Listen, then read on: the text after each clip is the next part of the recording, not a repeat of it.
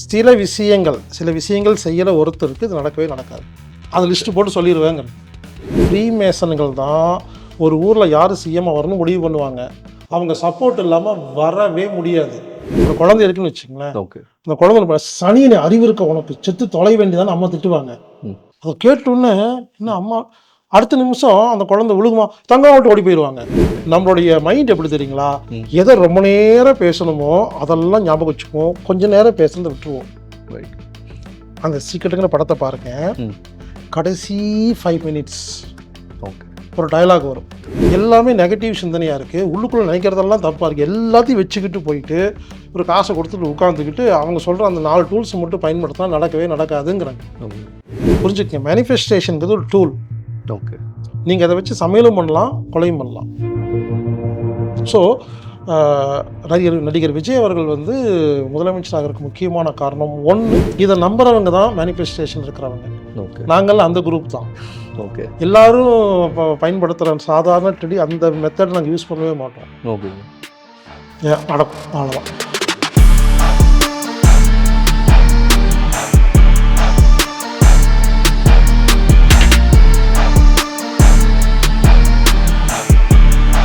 பல பேருக்கு மேனிஃபெஸ்டேஷன்னா என்னன்னே தெரியாமல் அவங்க லைஃப்பில் அதை அப்ளை பண்ணிட்டு இருக்காங்கன்ற ஒரு குரூப்பு.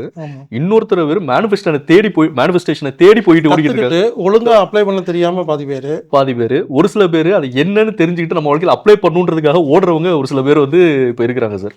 இப்போது எனக்கு இதில் ஒரு சின்ன ஒரே ஒரு விஷயம் மட்டும், ஒரு எக்ஸாம்பிள் சார். அதாவது உங்கள் வாழ்க்கையில் இந்த மேனிஃபெஸ்டேஷனோ சீக்ரெட்டோ லா ஆஃப் அட்ராக்ஷனோ குவாண்டம் ஃபிசிக்ஸோ நீங்கள் உங்கள் வாழ்க்கையில் அப்ளை பண்ணி அதில் சக்ஸஸ் ஆனால் ஏதாச்சும் ஒரு இன்சிடென்ட், ஏதாச்சும் ஒரு சின்ன விஷயம், அந்த மாதிரி ஏதாச்சும் ஒரு சொல்ல முடியுமா?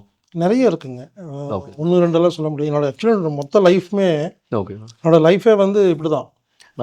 அதை நான் பார்த்துருக்கேன் சார். ஏன்னா மற்றவங்க சொல்கிற வார்த்தைக்கும் நீங்கள் அந்த வார்த்தை பேசும்போதும் செழிக்கட்டும் விவசாயம், இப்போ நான் சொல்கிறது எப்படி சொல்லுவேன்னா, செழிக்கட்டும் விவசாயம், சீர்படட்டும் நிர்வாகம், உலக மக்கள் முகங்களில் நிலவட்டும் புன்சிரிப்பு, வளர்க ஆன்மீகம், வாழ்க வாழ்வாங்கு, வாழ்க வளமுடன், இப்படின்றத நான் நார்மலாக இப்போ பேசும்போது பேசிடுவேன். ஆனால் நீங்கள் அதை சொல்லும்போது எனக்கு அதுவே ஒரு டவுட் இருக்குது சார். அதான் கேட்குறேன். நீங்கள் சொல்லும்போது கண்ணை மூடி அந்த விஷயத்த அது விஷுவலைசேஷன் பண்ணி சொல்றீங்களா? அது எப்படி அந்த ஒரு ஃபீல் பண்ணி அதை சொல்ற மாதிரி எனக்கு படுதுங்க. விஷுவலைசேஷன் அப்படிங்கிறது எல்கேஜிங்க. Okay sir. ஃபீல் பண்றது பிஹெச்டி. Okay, right. செழிக்கட்டும் விவசாயம்னு சொல்லும் பொழுது கண்ணு முன்னால பச்சையா விவசாயம் செழிச்சிருக்கிற மாதிரி நினைக்கிறதுங்கிறது ஒரு படி. ஓகே. உள்ளிருந்து ஃபீல் பண்ணி அதை உங்களுக்கு எப்படி சொல்றதுன்னா, உங்கள் பொண்ணு வந்து உங்கள் காலில் விழுந்து ஆசீர்வாதம் வாங்குறாங்கன்னு வச்சுக்கோங்களேன். கர்ப்பமாக இருக்கும் பொழுது ஒரு அம்மா எப்படி ஃபீல் பண்ணுவாங்க? ராசி நல்லபடியாக குழந்தை பெற்றுக்குமாங்கும்போது இவங்க உடனே ஒரு குழந்தை அப்படிலாம் விசுவலைசேஷன்லாம் பண்ண மாட்டாங்க. ஜஸ்ட் ஒரு ஃபீலிங். இது வந்து என்ன பிரச்சனைனாங்க, ஃபீலிங்னா என்னன்னே முதல்ல தெரியல யாருக்கும். முதல்ல ஃபீலிங்ஸை பற்றி சொல்லணும், அதுக்கப்புறம் தான் கிளாஸ் எடுக்க முடியுங்க. ஃபீல் பண்ணுறது. ஓகே, புரிஞ்சுங்களா? அது ஃபீல் பண்ணுறது அப்படின்னா உணர்றது. பாருங்க, உணர்வுகள் வேற, உணர்ச்சிகள் வேற. ஓகே. உணர்வுகள் அப்படிங்கிறது ஃபீலிங்ஸ், உணர்ச்சிங்கிறது எமோஷன்ஸ். எமோஷன்னால நம்ம சக்ஸஸ் பண்ண முடியாது, ஃபீலிங்ஸ்னால தான் சக்ஸஸ் பண்ண முடியும். ஓகே. எமோஷன்ங்கிறது நெகட்டிவ்ங்க, ஃபீலிங்ஸுங்கிறது பாசிட்டிவ் ஆக்சுவலாக. ஓகே. ஆனால் எமோஷனுங்கிற நெகட்டிவ் வரும் பொழுது நம்ம அறிவை பயன்படுத்தி அதை ஃபீலிங்ஸாக மாற்றிட்டோம்னா அது ரெக்கார்ட் ஆகும். எல்லாமே கரெக்டுங்க. புரிஞ்சுக்கங்க. ஒருத்தர் சொல்றாரு எமோஷன்ஸ் இருந்தால் நம்ம வந்து மேனிஃபெஸ்டேஷன் பண்ணலாம் சொல்கிறார். கரெக்டு தான் அவர் சொல்கிறது கரெக்டு. ஆனால் எமோஷன்னா என்னன்னு தெரியல அவருக்கு. எமோஷனை பற்றி சொல்லி முடிச்சுட்டு ஃபீலிங்ஸை பற்றி சொல்லி முடிச்சுட்டு அந்த எமோஷன் வரும்பொழுது எப்படி ஃபீலிங்ஸாக மாற்றுறதுன்னு சொன்னால் அந்த ஃபீலிங்ஸே ரெக்கார்ட் ஆகும். ஓகே. அப்போ நான் என்ன சொல்ல வரேன்னாங்க, விசுவலைசேஷன் அப்படிங்கிறது வந்து எல்கேஜி, அது வந்து நார்மலாக ஓகே. அதுக்காக நான் விஷுவலைசேஷன் பண்ணுறது தப்புன்னு சொல்லிங்க, அது ஒரு டைப். அதை விட ஃபீல் பண்ணுறதுக்கு தான் இந்த நான் ரெக்கார்ட் பண்ணுங்கிறாங்க. இப்போ ஒரு படத்தை பார்க்குறீங்க, ஒரு நீங்கள் சிங்கப்பூரில் வந்து நிற்கிற மாதிரி ஒரு ஃபோட்டோ எடுத்து வீட்டில் மாட்டிட்டீங்க, இதை பார்க்குறீங்க. ஓகே. இதை பார்க்கறதுனால ரெக்கார்ட் ஆகலான்னு சொல்கிறாங்க. ஓகே. இதை விட நீங்கள் ஃபீல் பண்ணி நான் வந்து சிங்கப்பூர் போகிறேன் அப்படின்னு நினச்சி அதை உணர்ந்தீங்கன்னா சீக்கிரமாக ரெக்கார்ட் ஆகிருங்கிறாங்க. ஓகே. அப்போ புரிஞ்சுக்கங்க, எல்லாத்துக்கும் கனெக்ஷன் இருக்குங்க. அதான் உடம்பு, மனசு, மேல் மனசு, நடு மனசு, கீழ் மனசு, conscious, subconscious, super conscious, okay. புத்தி, இன்டலெக்ட், எஸ். பிலீவ் சிஸ்டம், நமது நம்பிக்கை, ம். முயற்சி, பாசிட்டிவ், நெகட்டிவ், ஓகே. ஆறா, உயிர், ஆன்மா, ஓகே. லக்கு, ம். டூல்ஸ் எல்லாம் ஒன்று சேர்த்தா மட்டும்தான் ம். நீங்கள் மேனிஃபெஸ்டேஷன் பண்ண முடியுமே தவிர இது தேவையில்லை இது தேவையில்லைன்னு ஒதுக்குறதுக்கு ஒன்றுமே இல்லைங்கிறாங்க. ஓகே. அதாவது புரிஞ்சுக்கங்க. ம். இப்போ நீங்கள் உட்காந்துருக்கீங்க, நான் கார் ஓட்டிக்கிறேன், நான் கார் ஓட்டிக்கிறேன் அப்படின்னு இமேஜின் பண்ணிகிட்டே இருக்கீங்க. ம். அதனால் உங்களுக்கு கார் ஓட்டுற எக்ஸ்பீரியன்ஸ் கிடைக்காதுங்கிறாங்க. அந்த இமேஜின் என்ன பண்ணுன்னா அடுத்து கார் ஓட்டுறதுக்கு தள்ளி விடும். காரை வாங்குறதுக்கு, கார் ஓட்டுறதுக்கான ஏற்பாடு தான் பண்ணும். ம். ஓகே, அடுத்து நீங்கள் கார் வாங்கணும், ஓகே. அப்புறம் காரில் கிளச் எது, கீர் எது, ஸ்டேரிங் எதுன்னு கற்றுக்கணும். ம். இதெல்லாம் இவ்வளோ நாலேஜ். ஓகே. அப்புறம் டெய்லி கொஞ்சம் கொஞ்சமாக ஓட்டணும். ம். அப்புறம் நல்லா ஓட்டி பழகி இது இவ்வளோ எல்லாம் சேர்ந்தது தாங்க கார் ஓட்டுறது. Right sir. அப்போது நீங்கள் ஒரு காரியம் இப்போ கார் ஓட்டுறது அப்படிங்கிற ஒரே ஒரு காரியத்துக்கு ம். கார் வாங்கணும், அதாவது கார் நான் வாங்குவேங்கிற நம்பிக்கை வேணும், பிலீவ். ஓகே. அப்புறம் அதை கற்பனை பண்ணி பார்க்கணும், விஷுவலை பண்ணணும், ம். அப்புறம் முயற்சி எடுக்கணும், அதுக்கு காசு வேணும், அப்புறம் போய் கார் வாங்கிட்டு வரணும். ம். வாங்கிட்டு வந்து வச்சா மட்டும் ஓட்ட முடியாது, அப்போ டெக்னிக்ஸ் தெரிஞ்சிருக்கணும், அது எப்படி ஓட்டுறதுன்னு தெரிஞ்சிருக்கணும். அப்புறம் அது உட்காரணும், நம்ம டெய்லி பயிற்சி பண்ணணும், அதுக்கப்புறம் தான் ஓட்ட முடியுங்க. சூப்பர். Okay sir. அப்போது இந்த ஒரு காரியம் நடக்கணும்னா ம். எல்லாரும் என்ன பண்ணுறாங்கன்னா கார் இருந்தால் ஓட்டலாங்கிறாங்க. கிடையாது. ஓகே. காரை மட்டும் வச்சு நீங்கள் ஓட்ட முடியாது. அதை பற்றின உள்ள இருக்க விஷயங்களை தெரிஞ்சுக்கணும். அந்த மாதிரி எல்லாமே கலந்ததுங்கிறாங்க. அதாவதுங்க நிறைய விஷயம் தெரிஞ்சாதான் ஒன்று பண்ண முடியுங்க. ஓகே. ஏதோ ஒரு விஷயம் தெரிஞ்சு ஒன்று பண்ண முடியாது. அப்போ மேனிஃபெஸ்டேஷன் சம்மந்தமாக, அஃபர்மேஷன் சம்மந்தமாக ஊரில் சொல்கிற எல்லாமே உண்மைங்க. ஆனால் எல்லாம் தெரிஞ்சிருக்கணும். அது எல்லாம் ஒரே இடத்துல கிடைக்கணும். எல்லாம் தெரிஞ்சுக்கிட்டு ஓகே. அது எந்த இடத்துல எப்படி அப்ளை பண்ணணும்னு தெரிஞ்சாதான் அது சக்ஸஸ் ஆகுமே தவிர கொஞ்சம் கொஞ்சம் தெரிஞ்சுக்கிட்டு ஃபாலோ பண்ணும்போது சக்ஸஸ் ஆகாது. Okay sir. நாம் என்ன பண்ணுறோம்னா கம்ப்ளீட்டாக உங்களுக்கு புரிய வைக்கிறோங்கிறாங்க. பிரித்து மேய்ஞ்சு உங்களுக்கு புரிய வச்சுருவாங்க. ம். நீங்கள் சும்மா முன்னால் உட்காந்தா போதும். ஓகே. புரிய வைக்கிறது என்னோட வேலை. சரி. அதுக்கப்புறம் உங்களுக்கு புரிஞ்சிடும். ம். அதை விட முக்கியமான விஷயம்னா எதெல்லாம் செஞ்சால் இந்த நான் நம்பாதுங்கிற லிஸ்ட்டு கொடுப்பேன். அந்த லிஸ்ட்டு கொடுக்க ஐயோ இது எல்லாமே நம்பிக்கிட்டு இருக்கேன்னு தோணும். ம். ஓகே. புரிஞ்சுங்களா? Right sir. இந்த விஷயமெல்லாம் நீங்கள் பண்ணிட்டு இருக்கீங்கன்னா உங்களுக்கு மேனிஃபெஸ்டேஷன் வராதுன்னு சொல்லிடுவாங்க. ஓகே. சில பேருக்கு ஏன் இந்த மேனிஃபெஸ்டேஷன் வரமாட்டேங்குதுன்னா அதை ஒரு தவறான புரிதலில் ஒரு அப்படி இல்லைங்க. ஓகே. சில விஷயங்கள் செய்யற ஒருத்தருக்கு இது நடக்கவே நடக்காது. அந்த லிஸ்ட் போட்டு சொல்லிடுவேங்க.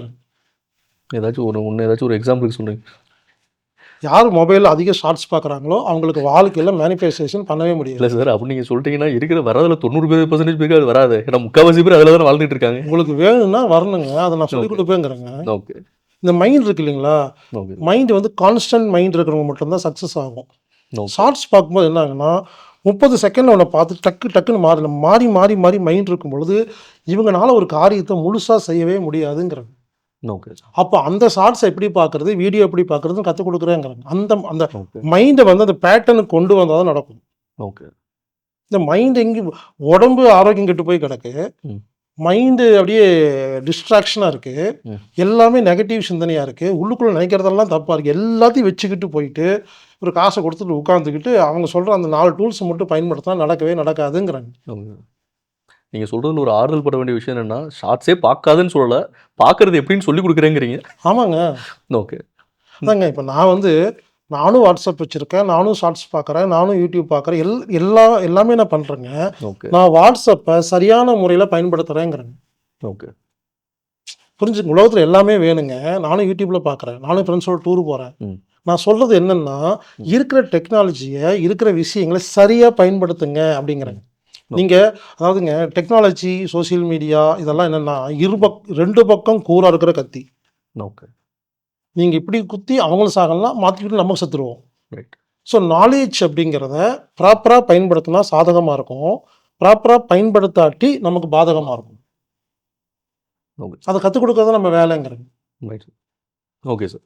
ஸோ இப்போ அந்த ஒரு விஷயம் முன்னாடி அந்த கேட்ட கேள்வி சார், எனக்கு இப்போ ரீசன்ட் டைமில் நீங்கள் ஏதாச்சும் இந்த மேனிஃபெஸ்டேஷன் அப்படின்னு ஒரு விஷயம் பண்ணி நீங்கள் ஆசைப்பட்டு உங்களுக்கு கிடைச்ச ஒரு விஷயம், நடந்த ஒரு விஷயம், எதுனாலும் இருக்கலாம், அந்த மாதிரி ஏதாச்சும் ஒரு சின்ன இன்சிடென்ட் உங்களால் சொல்ல முடியுமா சார்? என்ன நிறைய இருக்கு போலயே சார். இல்லை, ஓகே. உண்மையிலே சொல்லப்போனால் ம். என்னோட எல்லா ஆசைகளும் எல்லா தேவைகளும் தீர்ந்து போய் ரொம்ப வருஷம் ஆச்சு. ஓ. உண்மையிலே சொல்கிறேங்க, எனக்கு எந்த ஆசையுமே இல்லை. சார் அப்படி நானே ஒருத்தர் கஷ்டப்பட்டு யோசிச்சு சரி ஏதாவது ம். புதுசாக ஆசைப்படலான்னா அது ம். என்னென்னா ரொம்ப வருஷம் முன்னால் இருந்து ஓகே. என்னோட எல்லா ஆசைகளும் எல்லா ம். கோபங்களும் எல்லாமே தீந்துருச்சு. ஓகே. நீங்கள் இப்போ கேட்குறீங்க, ஏதோ ஒரு ம். 10 வருஷம் முன்னால் கேட்டிருந்தா கூட நான் ரீசன் நடந்துச்சு ஒன்று சொல்லுவேன். ஓகே. இதெல்லாம் நடந்து ரொம்ப வருஷம் ஆனாலும் இப்போ திடீர்னு ஞாபகப்படுத்த முடியல. சரி, இலுமினாட்டி எடுத்துட்டு போலாம் கோவப்படுறீங்க. யாராச்சும் ஒரு சில விஷயங்கள் பண்ணாங்கன்னா வீடியோலாம் நீங்க கோவமா பேசுவீங்க. கோவப்படுறது அப்படிங்கிறது ஓகே. ஒரு நாய் வருது வீட்டுக்குள்ளே வருதுன்னு வச்சுங்களேன், சி போ அப்படின்னு கத்துறோம்னு வச்சுங்களேன், அது கோவம் இல்லை. ஓகே. அப்படி செஞ்சால் தான் போகும். ஓகே. இப்போ நான் கோவப்பட்டுட்டு வீடியோவில் பேசி முடிச்ச அடுத்த நிமிஷம் ம். நான் நார்மலாக ஆயிட்டேன்னா அது கோவம் இல்லைங்க, அது அந்த பேசும்போது வர்ற ஒரு ஃபீல். ஓகே. அதில் கோவமாகவே இருந்தால் தான் கோவப்படுறது. கரெக்ட். அதையே யோசிச்சுக்கிட்டு அதை பற்றியே நினச்சிக்கிட்டு. ஒரு குழந்தை இருக்குன்னு வச்சுங்களேன், ஓகே. அந்த குழந்தை சனியனை அறிவு இருக்க உனக்கு செத்து தொலை வேண்டியதான்னு அம்மா திட்டுவாங்க. ம். அதை கேட்டோன்னே இன்னும் அம்மா அடுத்த நிமிஷம் அந்த குழந்தை விழுகுமா தங்கம் விட்டு ஓடி போயிடுவாங்க. ரைட். அந்த மாதிரி ஒரு வச்சுங்களேன், அந்த அந்த வினாடியில் தோன்ற ஒரு ஒரு விஷயம். எமோஷன். ஸோ அது ஒரு ப்ரொலாங் ஆகி 24 ஹவர்ஸ் அதுலேயே இருந்தால் மட்டும்தான் நீங்கள் கோவப்படுறதை எடுத்துக்க முடியுங்கிறது. கரெக்ட். Okay sir. ஸோ அடுத்தது கான்சியஸ், சப்கான்ஷியஸ், சூப்பர் கான்ஷியஸ். அதாவது இந்த மேனிஃபெஸ்டேஷனை சயின்ஸ் ரீதியாக பார்க்க போகிறோம் சார். உங்களை பொறுத்த வரைக்கும் கான்ஷியஸ், சப்கான்ஷியஸ், சூப்பர் கான்ஷியஸ்னால் என்ன? மனம், ஆழ்மனம், நடுமனம் அப்படின்ற ஒரு சில விஷயங்கள்லாம் கான்செப்ட்லாம் இருக்குது. அதை பற்றின உங்களோட விளக்கம் என்ன சார்? இந்த மேனிஃபெஸ்டேஷனுக்கு ரொம்ப ரொம்ப ஹெல்ப் பண்ணுறது சப்கான்ஷியஸ் மைண்ட். ஓகே. மேனிஃபெஸ்டேஷன் அப்படின்னாவே ம். சப்கான்ஷியஸ் பேஸ் பண்ணி தான் இருக்கும். ஓகே. இந்த சப்கான்ஷியஸ்ன்றது சார் இந்த சைக்கிள் ஓட்டுறது அந்த மாதிரி விஷயங்கள் சொல்லுவாங்க. இந்த சைக்கிள் ஓட்டுறது இந்த மாதிரி ஒரு சில விஷயங்கள்லாம் ஏற்கனவே இப்போ நம்ம ஒரு விஷயம் கற்று வச்சுருப்போம். ஒரு 15 வருஷமாக சைக்கிள் ஓட்ட கரெக்டு தான், நீங்கள் சொல்கிறது கரெக்டு தாங்கிறேங்க. ஓகே. இப்போது எனக்கு சைக்கிள் ஓட்டவே தெரியாது. Okay sir. சரிங்களா? ம். நான் வேறு கற்றுக்கிறேன். ம். அதில் இந்த கேள்வி கேட்டீங்க, எனக்கு ஈஸியாக பதில் வரும். கற்றுக்கலாம் சைக்கிள் ஓட்டி கற்றுக்கிட்டேன். ஓகே. இப்போ நான் சைக்கிள் ஓட்டுறேன், கேஷுவலாக ஓட்டுறேன். ம். ஆரம்பத்தில் சைக்கிள் ஓட்டும்போது பிரேக்கு யோசிச்சு புத்திக்கு வேலை. ஓகே. முதல்ல கற்றுக்கும் பொழுது கற்றுக்கிட்டு இருக்கேன். ம். கற்று முடிச்சோடனே புத்திக்கு வேலை கொடுத்து கான்சியஸாக பண்ணுறேன். ஓகே. இப்போ என்ன பண்ணுறேன்னா, நான் சைக்கிள் ஓட்டுறேங்கிற விஷயமே தெரியாமல் ஓட்டுறேன். இப்போ நான் கார் ஓட்டுறேன்னு வச்சுக்கிறேன், ரொம்ப வருஷமாக ஓட்டிகிட்டு இருக்கிறேன். ஓகே. இப்போ நான் கார் ஓட்டும்போது ம். எனக்கு அதாவது என் கை காலில் தானாக கார் ஓட்டுமே தவிர ம். நான் இது வரைக்கும் அதாவது அதுக்கு நான் புத்தியை செலவு பண்ண வேண்டியது இல்லைங்கிறது ஆட்டோமேட்டிக்காக ஓட்டுது. ஓகே. அப்போ இது நடுமனசுலேருந்து வருது. ஓகே. ஓகேங்களா? அப்போ நடுமனசுக்கு நான் ஒரு 6 மாதம் ட்ரைனிங் கொடுத்து சைக்கிள் ஓட்ட கற்றுக்கிட்ட உடனே தானாக ஓடுது இல்லைங்களா? ம். அந்த மாதிரி ம். நடுமனசுக்கு ஒரு காரியம் நினச்சா இது நடத்தணும் அப்படிங்கிறதுக்கு ஒரு ட்ரைனிங் கொடுக்கறது தான் இந்த மேனிஃபெஸ்டேஷன் கிளாஸுங்கிறேன். Super sir. எந்த ட்ரைனிங் இல்லாமல் ஓகே. ஒருத்தர் சொல்கிறார் சைக்கிள் ஓட்டுன்னு சொன்னால் எப்படி ஓட்டுறதுங்க? அப்போ நான் சொல்கிறேன் புரிஞ்சுக்குங்க. ம். நான் சொல்கிற எல்லா டெக்னிக்கும் நமது நடுமனசுக்கு பழக்கிறது. ஓகே. சைக்கிள் ஓட்ட கற்றுக் கொடுக்குறேன், ஓகே. கார் ஓட்ட கற்றுக் கொடுத்து ப்ராக்டிஸ் பண்ணி டீஃபால்ட்டாக கார் ஓட்டுறதுக்கு பண்ணுற மாதிரி. இப்போ நான் சின்ன வயசுலேருந்து ரொம்ப வருஷமாக பல விஷயங்கள்னால தானே நான் இந்த மாதிரி கிளாஸ் எல்லாம் அட்டன் பண்ணியெல்லாம் கற்றுக்கல. நான் சொந்தமாக நான் கற்றுக்கிட்டு இப்போ என்ன பண்ணுறேன், என்னோட மைண்டு மேனிஃபெஸ்டேஷன் டீஃபால்ட்டாக பண்ணுங்கிறேன். ஓகே. இதுக்கான டூலெல்லாம் பயன்படுத்துறது இல்லைங்க. நான் வேறு இடத்துல இருக்கிறேன். ஓகே. உங்களுக்கு தெரியாதவங்களுக்கு தான் சொல்லிக் கொடுக்குறேனே தவிர இப்போது நான் கார் அன்கான்சியஸாக ஓட்டுறேங்க. ஆனால் உங்களுக்கு சொல்லிக் கொடுக்கும் பொழுது தான் நான் என்ன பண்ணுவேன்னா, ஓகே, நீங்கள் நான் ஓட்டிகிட்டு இருக்கும்போது கேட்பீங்க இங்கேயே பிரேக் அடிச்சுனா இப்போ நான் கான்சியஸ்க்கு உங்களுக்கு எக்ஸ்பிளைன் பண்ணுறேன். அப்போது இது புரிஞ்சுங்களா? எனக்கு கார் ஓட்ட தெரியும், நான் அன்கான்சியஸில் ஓட்டிகிட்டு இருக்கிறேன். கற்றுக் கொடுக்கும்போது கான்சியஸ்க்கு வரேன், உங்களுக்கு கற்றுக் கொடுக்குறேன். ஓகே. இப்போ மேனிஃபெஸ்டேஷன் அப்படிங்கிறது நடுமனம் அன்கான்சியஸ் செய்ய வேண்டிய ஒரு வேலை. ரொம்ப வருஷமாக செய்யாதனால நான் அதுக்கு பயிற்சி கொடுக்குறேங்கிறேங்க. நான் கொடுக்குற பயிற்சிகள் புரிதல் வந்துருச்சுன்னா கொஞ்ச நாள் செஞ்சு பார்த்துட்டா ஆட்டோமேட்டிக்காக அது எல்லாத்துக்கும் பண்ண ஆரம்பிச்சிருங்கிறாங்க. எந்த பயிற்சியும் கொடுக்காம வராதுங்கிறாங்க. Okay sir. இதில் எனக்கு என்ன ஒரே ஒரு டவுட் இருக்குன்னா சார், இப்போ எனக்கு தெரிஞ்சு நான் சைக்கிள் ஓட்டி கிட்டத்தட்ட ஒரு 15லேருந்து ஒரு 16 வருஷம் இருக்கும் சார். அது 16 வருஷத்துக்கு முன்னாடி நான் சைக்கிள் ஓட்டினேன். ஆனால் இப்போ நீங்கள் என்கிட்ட ஒரு சைக்கிளை கொண்டு வந்து கொடுத்தீங்கன்னா என்னால் ஓட்ட முடியுது.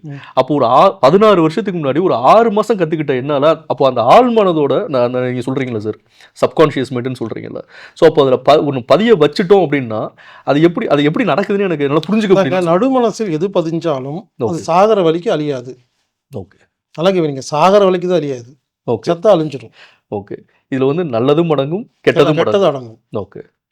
சார் அடுத்ததாக இன்ஃபினிட்டி ஆஃப் மேனிஃபெஸ்டேஷன் அப்படின்ற ஒரு வகுப்பு வந்து நீங்கள் உங்களோட பல வருட ஆராய்ச்சிகளை வச்சு நீங்கள் உங்கள் வாழ்க்கையில் சீக்ரெட் எப்படி அப்ளை பண்ணீங்க, மேனிஃபெஸ்ட் எப்படி பண்ணீங்க அப்படின்ற விஷயங்கள்லாம் வச்சு ஒரு வகுப்பு வந்து நீங்கள் நடத்துகிறீங்க சார். அந்த வகுப்பு பற்றின டீட்டெயில்ஸ்லாம் நான் வந்து பார்த்தேன்.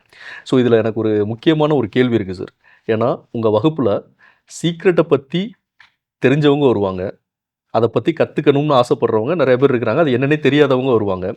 இதில் நான் எப்படி அதை பார்க்குறேன்னா, ஒருத்தர் பாசிட்டிவாக வருவார், ஒரு சில பேர் நெகட்டிவாக வருவாங்க. இப்போ எனக்கு இதில் மட்டும் ஒரே ஒரு டவுட் இருக்குது சார். இப்போ உதாரணத்துக்கு இப்போ நானே வச்சுக்கங்களேன், ஃபுல்லாக நெகட்டிவாக இருக்கிறேன். அந்த கிளாஸ் அட்டன் பண்ணுறதுக்காக நான் வர்றேன், ஃபுல் நெகட்டிவாக இருக்கேன். ஸோ இந்த நெகட்டிவை, அதாவது என்ன இப்போ நான் எதை யோசிச்சாலும் நெகட்டிவாக தான் இருக்குன்னு வச்சுக்கலாம், அந்த மாதிரி பர்சன்ஸும் கலந்துக்கிறதுக்கான பாசிபிலிட்டிஸ் இருக்குது. நீங்கள் நிறைய விஷயங்கள் சொல்கிறீங்க, கற்றுக் கொடுக்குறீங்க. அதை நம்மளையே மறைச்சிக்கிட்டு அதை பாசிட்டிவ் திங்கிங்காக மாற்றுறதுக்கான பாசிபிலிட்டிஸ் இருக்கா சார்? உதாரணத்துக்கு எப்படின்னா, ஒருத்தர் வந்து நெகட்டிவ் தாட்ஸோடு இருக்கார், ஃபுல்லாக நிறைஞ்சிருக்காரு. அது வந்து அவராக தப்பானவர்னு சொல்ல வரல, ஒரு நெகட்டிவ் தாட்ஸால் ஃபுல்லாக நிறைஞ்சிருக்காரு. அப்போது அவர் என்ன பண்ணணும்னா, பாசிட்டிவாக மாற்றுறதுக்கு அவரையே ஏமாற்றிக்கிட்டு தான் அதை பண்ணுற மாதிரி இருக்கும். இந்த மாதிரி விஷயங்கள் வந்து அதை எப்படி ஹேண்டில் பண்ணுறது? அந்த மாதிரி பர்சன்ஸை நீங்கள் எப்படி ஹேண்டில் பண்ணுவீங்க? ரொம்ப சிம்பிளுங்க. ஓகே. இப்போ ஒருத்தர் வெள்ளை சக்கரை பயன்படுத்துறாரு. ஓகே. வெள்ளை சக்கரை இருக்கிற கெடுதல் அவருக்கு தெரியல. ஓகே. எல்லாரும் பயன்படுத்துகிறாங்க, நான் பயன்படுத்துகிறேன், கவர்மெண்ட்லேயே கொடுக்குதுன்னு பயன்படுத்துகிறாரு. ஓகே. அவர்கிட்ட போயிட்டு வெள்ளை சக்கரை கெடுதலுங்க, நாட்டு சக்கரை பயன்படுத்துங்கன்னு ஒருத்தர் சொல்கிறாரு. ஓகே. அப்பா சொல்கிறாங்க, அம்மா சொல்கிறாங்க, யாரோ சொல்கிறாங்க. இப்போ ஒரு பையன் பயன்படுத்திட்டு இருக்கான், வெள்ளை சக்கரை போட்டு டீ குடிச்சிட்டு இருக்கான், ஏதோ பண்ணிட்டுருக்கான். அப்போ அப்பா சொல்கிறார் நாட்டு சக்கரை நல்லதுறான்னு சொல்லணும்னா, அப்பா சொன்னாரே அப்படிங்கிறக்காக நாட்டு சக்கரை போட்டு பயன்படுத்தலாம். ஓகே. அந்த மாதிரி தான் நீங்கள் சொல்கிறது. ஓகே. ஒருத்தர் நெகட்டிவாக இருக்காரு அப்படிங்கிறது வெள்ளை சக்கரை பயன்படுத்துகிற மாதிரி. ஓகே. பாசிட்டிவாக வாழுங்க வாழுங்க வாழுங்கன்னு வீடியோல எல்லாம் பேசின உடனே இவர் தன்னை ஏமாத்திக்கிட்டு நாட்டு சக்கரையை பிடிக்காமல் சாப்பிட்ருக்காரு. அதுதான் ஏமாத்திக்கிறது. ஓகே. அப்போ நம்ம என்ன பண்ணோம்னா, வெள்ளை சர்க்கரையில் இருக்கிற தீமைகளை பற்றி திரும்ப திரும்ப சொல்லி அவருக்கு புரிய வைக்கணும். நாட்டு சர்க்கரையில் இருக்கிற நன்மைகளை திரும்ப திரும்ப பேசி புரிய வச்சு அவரை கேள்வி வைக்க வச்சு அவர் கேள்விக்கெல்லாம் பதில் சொல்லி, எஸ் இப்போ நான் நம்புகிறேன், எனக்கு புரிஞ்சிருச்சு, வெள்ளை சக்கரை வந்து கெடுதல்னு புரிஞ்சிருச்சு, அதனால் சாப்பிட மாட்டேன், நல்ல சக்கரை நாட்டு சக்கரை நல்லதுன்னு புரிஞ்சிருச்சு, அதனால் சாப்பிடுவேன்னு சொல்கிறது எப்படி இருக்கோ இதே மாதிரி தான் நீங்கள் சொல்கிறதுங்க. ஓகே. நெகட்டிவாக திங்க் பண்ணுற ஒருத்தரை பாசிட்டிவாக திங்க் பண்ணுன்னு சொன்னால் அவங்க ஏமாற்றிட்டு மற்றவங்களுக்காகவோ ஏதோ யாரோ சொல்கிறாங்கன்னு பண்ணுறாங்களே தவிர புரியலைங்கிறாங்க. அப்போ என்னோட பாயிண்ட் என்னென்னா, புரியாத ஒருத்தருக்கு புரிய வச்சுட்டா ஆட்டோமேட்டிக்காக பாசிட்டிவாக மாறிடுவாங்களே தவிர அவங்க இங்கே ஏமாத்துற பிஸ்னஸே இல்லைங்கிறாங்க. Okay sir. மேனிஃபெஸ்டேஷனில் நீங்கள் ஏமாற்றி பண்ணால் நடக்காது, புரியுது, ஏமாத்துறதுக்கு அவசியமே இல்லைங்கிறாங்க. ஓகே. நம்பனா ஏமாற்ற வேண்டியது இல்லைங்கிறாங்க. ரைட். அப்போ நான் என்ன பண்ணுறேன், நீங்கள் ஒரு எக்ஸாம்பிள் சொல்கிறேன், நீங்கள் என் பையன், நீங்கள் வெள்ளை சக்கரை சாப்பிட்ருக்கீங்க, ஐ மீன் நெகட்டிவாக இருக்கீங்க, மேனிஃபெஸ்டேஷன் சரியாமல் இருக்கீங்க, நான் நாட்டு சக்கரை போய் தெரிஞ்சிருக்கேன், நான் என்ன பண்ணுறேன் உங்களுக்கு புரிய வச்சிடுறேங்க. புரிய வச்சோன்னே இனிமேல் நான் இல்லாதப்போ கூட நீங்கள் நாட்டு சக்கரை சாப்பிடுவீங்கிறாங்க. ஓகே. புரிய வைக்காமல் ஏமாற்றும் போது அப்பா வெளியே போனவொன்னு அப்பா அள்ளி வாயில் போட்டுக்கிறது. கரெக்ட். நமது வேலை புரிய வைப்பது. புரிஞ்சிருச்சுன்னா அவங்க பாசிட்டிவாக மாறிடுவாங்க, அவங்களால மேனிஃபெஸ்டேஷன் செய்ய முடியும். Okay sir. சார் அடுத்ததாக ஒரு வேறுபாடு சார், அதாவது இந்த முன்னாடி எப்படின்னு இந்த நிறையா பேர் வந்து என்னன்னா சீக்ரெட் அப்படின்னு சொல்லி ஒரு சில விஷயங்கள் வந்து கேள்விப்பட்டிருக்கேன். இதுக்கு வந்து புக்கு வந்து நிறையா புக்ஸ் வந்து இருக்குது. அதாவது மாயாஜால மனம், அப்புறம் ஆழ்மனதின் சக்தின்னு சொல்லி நிறையா விதமான புக்குகள், ஒரு 5 விதமான புக்கு இருக்குன்னு நினைக்கிறேன். இந்த சீக்ரெட் மேனிஃபெஸ்டேஷன் அப்படின்றது வெவ்வேறையா இல்லை இது ரெண்டுமே ஒரே கான்செப்டில் வரக்கூடியதா சார்? ஆக்சுவலாக சீக்ரெட் முழுசாக உங்களுக்கு புரிஞ்சிருச்சுன்னா மேனிஃபெஸ்டேஷன் புரிஞ்சிடும். ஓகே. புரிஞ்சுக்கங்க, மறுபடியும் சொல்கிறேன். மேனிஃபெஸ்டேஷன் என்னென்னா, நான் நம்பினா ஒன்று நடக்கும். ஓகே. நான் நம்பினா பிரபஞ்சம் நடத்தி வைக்கும். ஓகே. இந்த நானை நம்ப வைக்கிறதுக்கு டூல் தான் சீக்ரெட், ஒரு கருவி. ரைட். ஸோ சீக்ரெட் அப்படிங்கிறது கருவி, மேனிஃபெஸ்டேஷன் அப்படிங்கிறது இந்த கருவி வச்சு செய்கிற ஒரு ப்ராசஸ். அந்த ப்ராசஸ் செஞ்சோடனே பிரபஞ்சம் செஞ்சு கொடுக்கும். இதுதான் கான்செப்ட். அப்போ சீக்ரெட்டுங்கிற கருவியை வச்சு மேனிஃபெஸ்டேஷன் செய்யலாம். யார் பண்ண முடியும்னா சீக்ரெட்டை புரிஞ்சால் தான் பண்ண முடியும்.